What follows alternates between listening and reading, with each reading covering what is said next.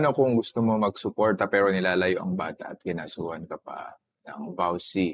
Okay, marami nagtatanong dito, no? Kasi paano ka naman magbibigay ng suporta kung hindi mo naman makita yung mga bata tapos ikaw pa ang kinasuhan? Sometimes, the real issue here is kailangan pa minsan, no, magkaso, mag-file ng kaso bago magbigay ng child support yung isang lalaki, no?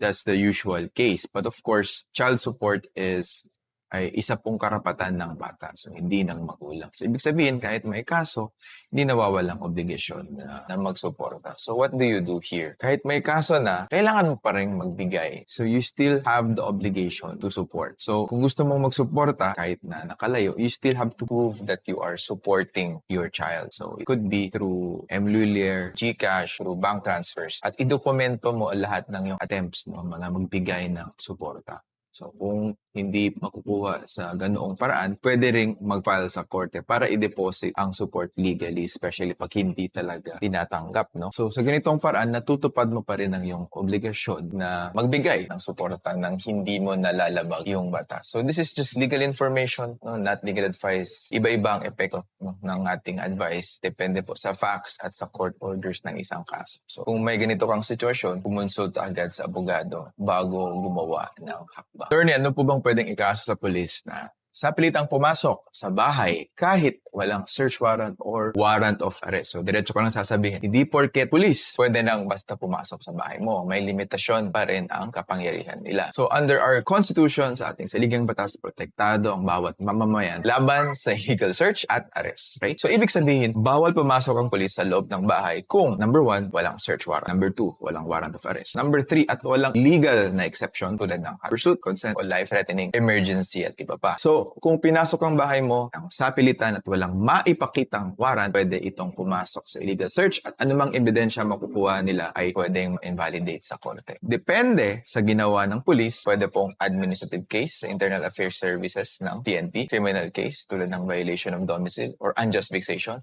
At kung may paglabag sa karapatan, pwede ring motion to suppress the evidence para hindi magamit yung ebidensyang nakuha sa bahay ninyo. So, importante po, i-document ang lahat, oras, pangalan ng pulis, badge number, at may video kung posible. So, legal information lamang ito, hindi po legal advice. Nagbabago po ang sagot natin. Depende sa eksaktong pangyayari at kung may valid exception ang ating kapulisan. Ito, no?